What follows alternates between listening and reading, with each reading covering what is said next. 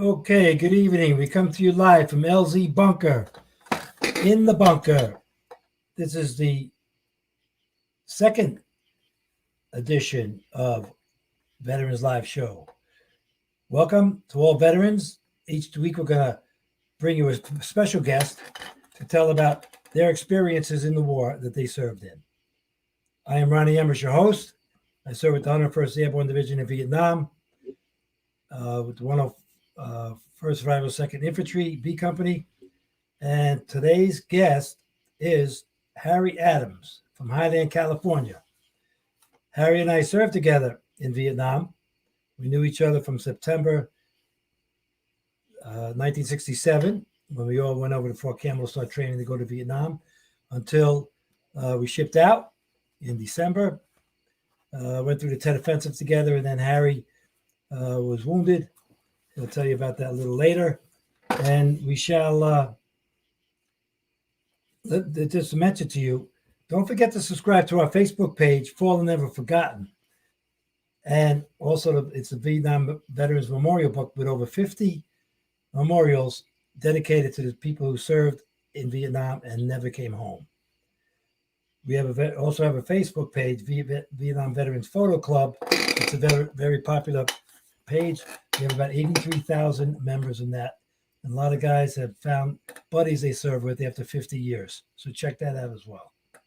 Okay, our first, let us take a little break right now. We're going to get our our guest Harry Adams hooked up, and we'll be right back. Thank you. Oh, one more thing. Since Harry's a paratrooper, every week when we have a paratrooper on, we're going to send this book free to them as long as they share it on their page. We'll have a random raffle, I guess, or a picking of a name out of all the people who post this on their Facebook page.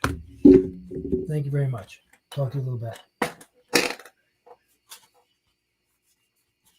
The Vietnam War, a vicious battle in a foreign land where all gave some, and some gave all.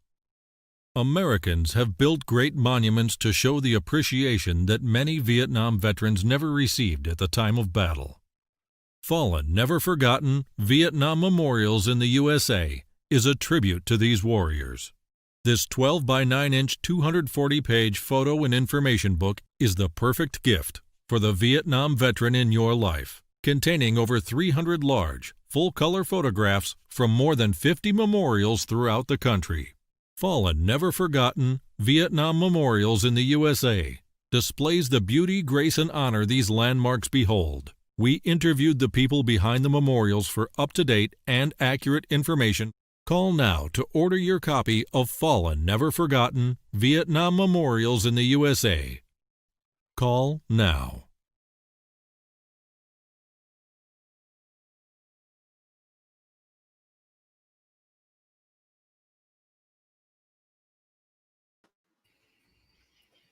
Okay, back with Harry Adams from Highland, California. Let you know that Harry and I served together at B Company, 1st to the 502nd Infantry in Vietnam. Spent 3 months at Fort Campbell together. And then Harry was severely injured in a mine explosion on a Deuce-and-a-half truck, and went to Japan, back to, Harry, in fact, I'll let you tell him that. You go ahead now. Tell him. Well, the truck explosion was on the 11th of February. That was the first time I got a Purple Heart. The truck was blown up pretty darn good, a whole bunch of guys on it, and several of us got severely injured. I spent a couple of days in the hospital and then a few days getting back to the unit, and the next day I got wounded again. But the last time I got wounded was on the 27th of February, and those were gunshots in the big battle. There you go. Harry, you're also going to do a Q&A session afterwards. Some of the guys could go on Facebook or on YouTube on our page and ask you to, answer a few questions possibly, all right? Sure. Make sure they settle in. It's a weird kind of situation because we served together, and It's not like I'm interviewing someone who I don't know or don't know about their service. So let's go back to Fort Campbell and tell us how you got there, when you got there, and what went on in your 3 months training. Well, I was in Special Forces Training Group, learning to be a Green Beret, and then I terminated my status there and asked to go to Vietnam to any unit. And they sent me to the 101st Airborne at Fort Campbell. Okay, and then you met a bunch of grunts, hey? Oh yeah, yeah. Oh yeah. Wonderful guys, lifelong friends. All right. So, what was the most memorable thing that happened at Fort Campbell? With Well, it wasn't good, but I missed getting in the company picture because they put me on KP that day. So I stood there and watched everybody else get their picture made. there you go. And did you go downtown Nashville the weekend before we went to Vietnam? Yeah, we went downtown several times. Just couldn't stay out of trouble. I cannot believe that the U.S. Army let 2 brigades of soldiers, paratroopers, loose in Nashville, Tennessee, the weekend before they were going to Vietnam. Who broke the jewelry store window? I have no idea. Oh, come on now. Was he the Scotty? It wasn't me. Okay. Somebody, no, they didn't do it on purpose. We were just having a good time. And somehow somebody backed their back or their butt into the window of a jewelry store, and the alarm went off, and everybody took off, ran into a hotel, and half the guys stayed in the hotel for the rest of the night. I wonder what happened there. It was cold. Yeah, that was a funny night. All right, here we are, Harry, at Fort Campbell. Tell us about this picture and where you are located. Say again. Could you see this picture? No. Okay. This is a picture. A bunch of us had these mohawks. And what we did, we tried to replicate the attitude and the, I guess, physical appearance of the guys who jumped in Normandy in World War II with the 101st Airborne, the 50 Deuce. In the back up there is Sergeant Hawkins on the left. I'm in the center top. Harry's on the right next to me. And then sort of leaning over on the left is Frank Latutufia from Hawaii. Below him is Stevie Scott. Next to him is Sergeant Guy, I forget his first name. Next to him is Private Plant. And down below from Texas is Mike Lucas. What a close-knit bunch of guys we had, Harry. We were a good close-knit bunch of guys, and those of us that survived still are. Yeah, it's an interesting situation how after 50 years, that's the one thing that we'll never forget and always kind of like draw each other together. Have you attended any reunions lately? No, just the one we had in the 1980s. Oh, yeah. My first attempt at organizing a reunion, and it went pretty good. That was excellent. Down at Fort Campbell, we had a 20-year reunion out of Vietnam. In the picture you see there, there was the first sergeant, the captain, a bunch of guys over here. I'm taking a picture with Sergeant Mullis, our platoon sergeant, Harry next to him. Big guy in the back is Bobby Olmos from Manhattan. And on the right side is the departed friend, Charlie Menninger. He was one of my good buddies. Actually, Harry and I went to Baltimore once or twice and visited Charlie. Great guy. A few other guys. Yeah. Great guy. So here we go. This is part of the reunion down at Fort Campbell. They treated us very well down there. My goodness, they put on a jump demonstration. They had a arms demonstration, all kinds of things, firepower. Helicopters. Yeah. Yeah, boy, oh boy. The general was out there, and we got on a bus. That was a great weekend. That was like unbelievable. It was great. In fact, couple of the days. guy's name was General Campbell at Fort Campbell. How do you get a name of General Campbell? I don't know. That's pretty weird, especially at 101st at Fort Campbell. So other than that, who else have you been in touch with? Oh, well, lots of guys. Sergeant Mullis was one of the first ones I got a hold of. Steve Scott and Mike Lucas. We've had some wild weekends between 1972 and the present. How about guys on your own? Like, how about John Schmidt? Oh, John. Oh, John. What can you Yeah, say about John? John, he's a John lifer, man. is a phenomenal guy. Yeah, He is a sight to be seen. I can't believe he uh stayed in the army like what 30 years, something Yeah, like the that. one guy we figured wouldn't make it, he stayed in, God, I don't know, 20 or 30 years and retired high rank and lots of medals and Yeah, good for him. special forces. He Tell did us it about all. Vietnam, Harry. Harry, let's get back to Vietnam Yeah, with the experience when we landed in Benoit. Landed actually, yeah. No, we landed in Tan Son Nhut and trucked up to Benoit. we did. And then we went to Cu Chi Right. with the 25th over there. Tell us about that with the 11th Armored Cavalry. A little bit of experience there. Well, we had a mission with the 11th Armored Cav that are now at Fort Irwin, California, with their tanks, I think about 45, 46 vehicles, and in heavy jungle, and we busted our way through it. And I don't think I'd want to do that again. I don't like tanks. Yeah, that was down the Michelin rubber plantation. Yes. Yeah, and the worst thing about riding on the APC was when those Red when you're ants. riding on top. Yeah, man, that's it. When you hit these trees and the red ants came down on you, oh my God, I never got naked so fast in my life because no matter what you did, you couldn't get rid of them. They're down your neck, they're up your sleeves, even though your pants were like they didn't want blousing rubbers, but to heck with that in jungle, you know. So it was nuts, man. That was the worst. That was bad. Yeah, you'd strip off your clothes and everybody started patting you down as hard as they could go trying to kill ants. I know. But in the meantime, I think there was more things that could get you beside a mortar, a RPG, or a AKS round. They were like jungle rats. There were step and a half snakes. There were leeches. There was malaria. There was dysentery. There was like They had tigers and elephants too. oh my gosh. How many people you know got affected with something else? Did you hear that? What's that? How many people do you know that got affected by something other than the wounds of battle?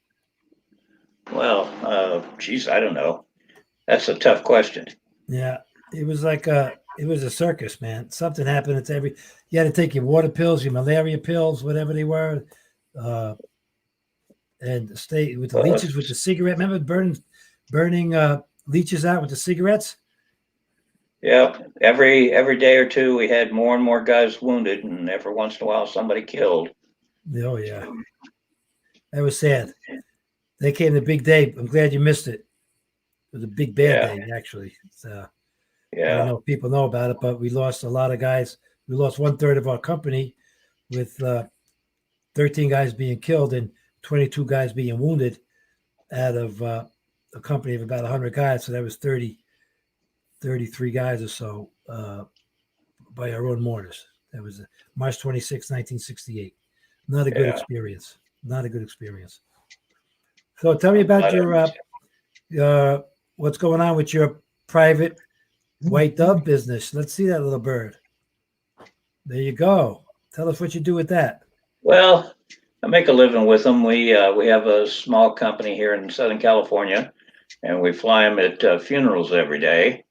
We do 400 or more a year, and it's very successful. That's wonderful, man.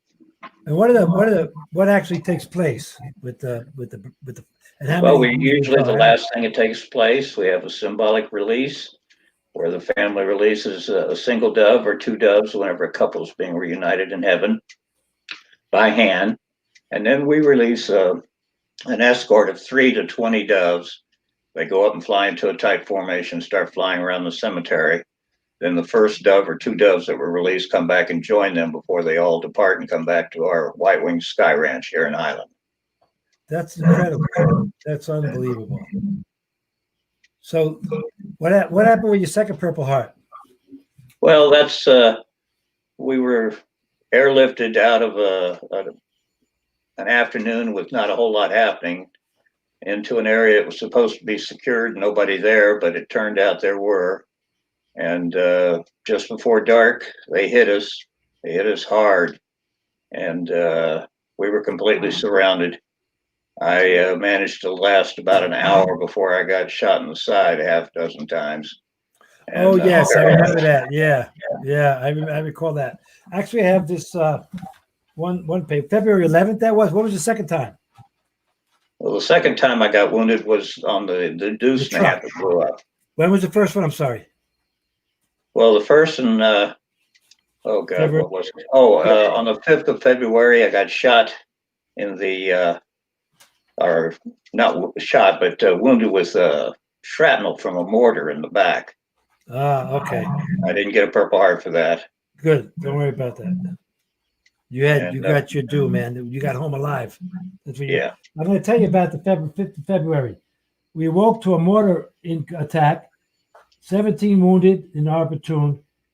We killed over 100 guys. Takaban, Howe, Edwards, Elrod, Mullis, Plant, Gregory, Bell, Hill, all but 14 Gopher. guys. Yeah, all got wounded that day. Artillery came in, and then we chopped out and set up another defensive perimeter. Night defensive perimeter. I kept a diary there. Anything, every day you want to know, Harry, I could try to give you the best information I can, but not a good book to keep. So, Harry, tell us about the first mission we went on at Akuchi. What happened with the big bird coming down? Well, our first mission was on the 27th of December. We came there on the 13th. So 2 weeks getting ready for it. We went out and spent an afternoon walking around South Vietnam. And we started up a trail up into the Hobo Woods. And Company A went one path on the trail, and we went on the other. The enemy was in between us, and they opened up on both companies, and we had a god-awful firefight with each other. And Bob Bocus and I were told to go in and coordinate with the other company, so we went through the enemy territory and ended up getting down on the ground right beside the enemy machine gun, about 5 feet away in a bush. And a chopper from the 25th Infantry Division came in and started flying low and slow over our heads, trying to help us. And they managed to see me, and I pointed out the bush where the enemy machine gun was, and he said he was going to beat it up. And the next thing I knew, the helicopter exploded, and all 4 guys died. Yeah, I remember the next day or two. I wasn't quite sure what day it was. I could always look that up. That we had to go out and recover the bodies. Yeah, and that was man, that was a hell of an initiation to. I remember running down a trail and getting down, like running down a trail, like on my hands and knees, to like a gorilla, I guess. And you never hear the one that hits you, but the one that goes by, pew pew pew. It's that noise whizzing by your head. sounds like bees. Man, if they're whizzing by your knee, you don't hear them. They're too low. You know what I mean? But oh yeah, man, it was not good, Harry. That was Well, it's good that there were bad shots. Yeah. Well, sometimes they just fired up, and just let a magazine go. You know what I mean? But this is the book that I'm talking about. It's now what 60 years old or 50 years old, and it's got some. Let me try to get this in there. Okay, here we go. So he goes day by day, and even got wet, and it's pages are falling out, but it's kind of like a documentary of every day that I was in Vietnam. So in one way, it's a sad reminder, but the other way, I guess it's historical. And I told Josh he should get a journal. Oh, really? Yeah. Yeah. There you go. He's over in Europe. Yes. He actually, we had a little talk together today. He sent me a picture of an Abrams, and I go, "What do you ride around in that thing? And there's a new toy?" He goes, "No. We do APCs kind of stuff, right? Then I showed him a picture of that vehicle that had that 105 mounted on it at Fort Campbell during the reunion. Yeah. And he couldn't believe I sent that to him, that I took those pictures. I'm a picture guy, man. So, and so Josh is my son, by the way. He's with the 3rd Infantry Division in Germany. He joined up in last October, and we miss him and we wish him well. And I keep telling him to keep his head lower than his butt. Yes, sir. Good advice. Absolutely. Yeah. So Harry, what do you think about holding those rucksacks? How about, wait a second, forget the ruck. How about 42 days without seeing the sun? You missed half of that. Vietnam was monsoon miserable. season. Yeah. It was miserable. Sleeping in the rain, sleeping in the mud, wearing field jackets. Yep. It was either real hot or real cold.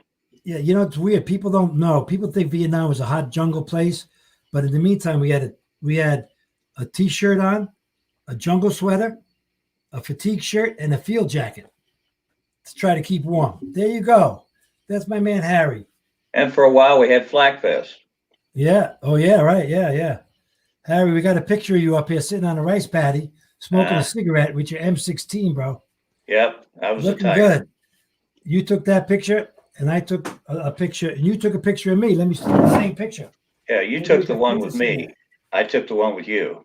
How about that? There you go. See, look at all that stuff we're wearing here. We're wearing, we got the field jacket on. You can see what do you call it? My arm is wet. We're sitting on a dike in a wet rice paddy. The reason I say wet, because sometimes they were dry. And then there's plenty of ammo pouches and grenades and gas mask and you name it. Thank you so much for that picture, Harry. It's like my trademark. I appreciate that. You see that picture up? Oh, you can't see the picture. Matt, can you split that screen away? No. Next way. Take Harry off. Take him off again. There you go. I have a picture here, Harry, sitting in a Huey going on our first combat assault. I'll have to send you a picture of that. And yeah, I'd like to see that. Sitting in the Huey, I have a picture of the M60 hanging down, straight down, and in the background, that's in the foreground. In the background is the another Huey. Hold on one second. I'll grab that picture for you. But you can't see it. He can't see it. Let me. Yeah, there you go. Yeah, I'm blind here. There you go. There you go. There's that picture. First combat assault. I'll send that picture to you, man. In the meantime, tell us about what you remember about that first firefight we had, not with the helicopter going down, when we went down into when D Company got ambushed, or was it C Company? Yeah, C Company. All I know is they had a god awful number of guys wounded by booby traps that day. We were lucky. Yeah, because we went overnight with that. There's a log. Do you know there's a 502nd Infantry log history that a trooper put up there since day one that the 101st went into Vietnam? Everything that happened every day for every unit.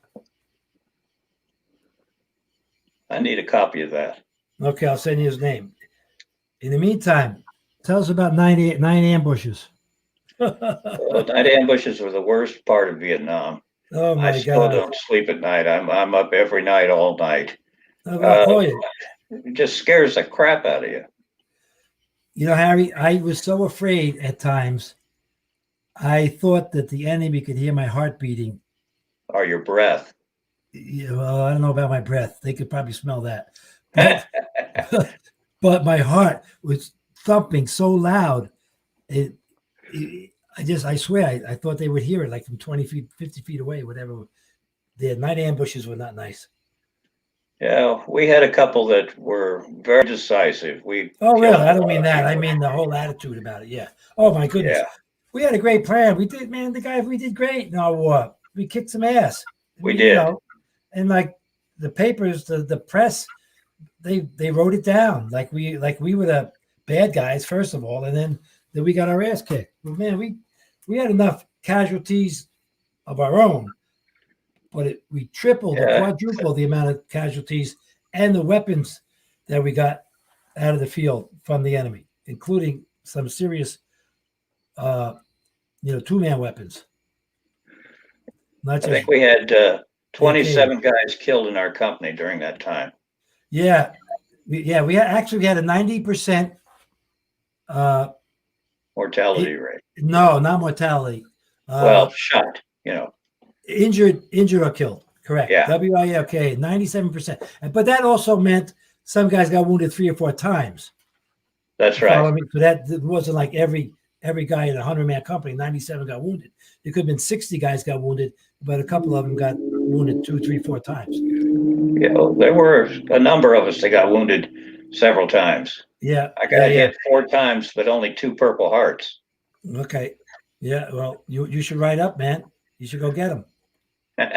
You want some help? Nah. Oh, by the way, thank God. I want to congratulate you for trying to get Albania Small that Congressional Medal of Honor. Oh, yeah. I tried. Job, I wasn't you did successful. some job. I got your letters here. It's really incredible. Harry, Albania Small. Harry, tell the story.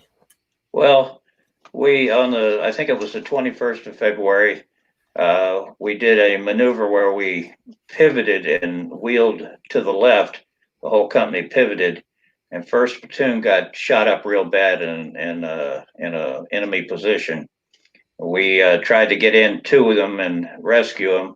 Albania Small went in 7 times and pulled a guy out each time, and then I managed to go in the other side and get 3 guys out, but it was a bad situation.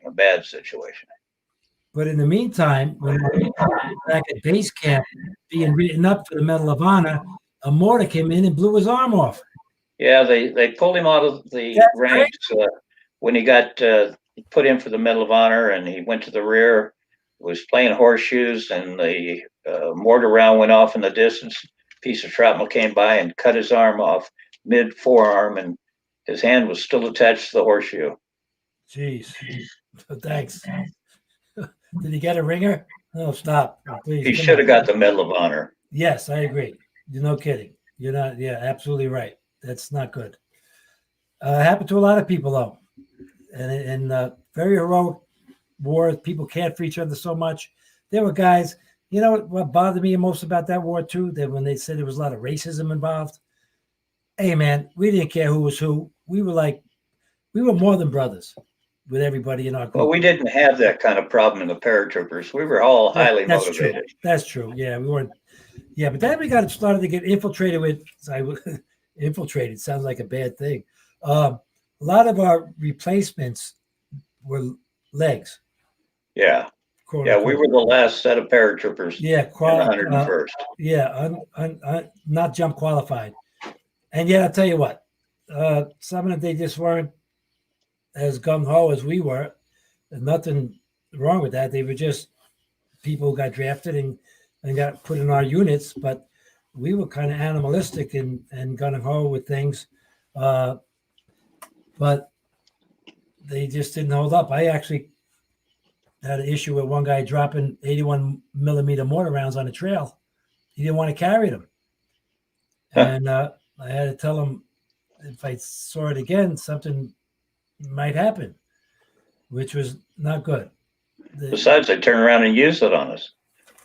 Exactly. Oh, yeah, no problem. It was just a bad scene.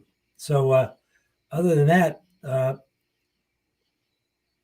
tell us about your experience in the medical issues that you had once you got. I had excellent care with the hospitals and the doctors and nurses. They really cared.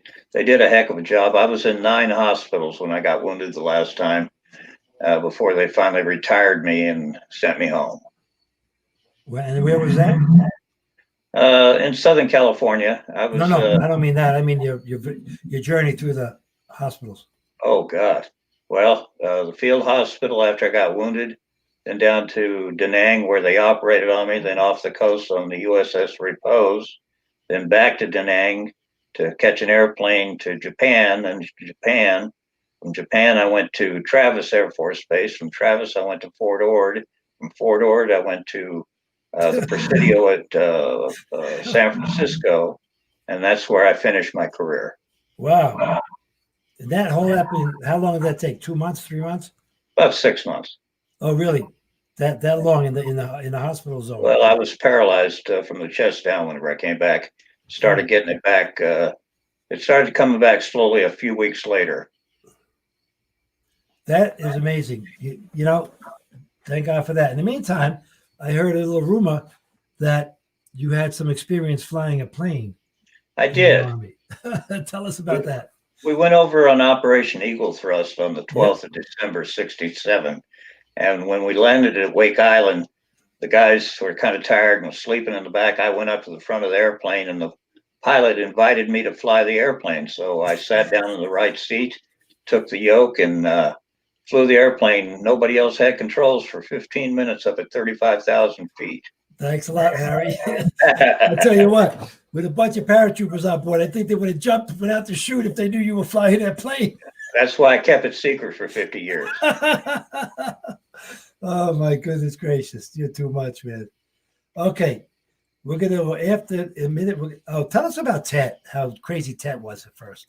Well, TET was real bad. We did trainings down south was nothing compared to TET. For one thing, we were fighting the North Vietnamese regulars, and they were real soldiers. And they fought hard, and they took a lot of us out.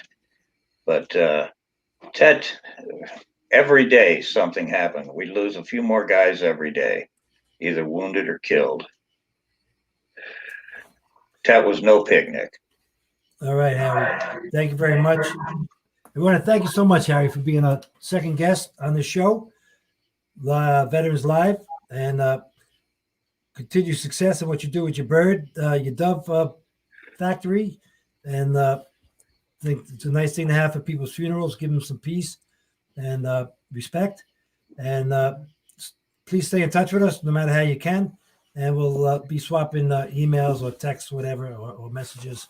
And we'll go from there. Good luck with your show, man.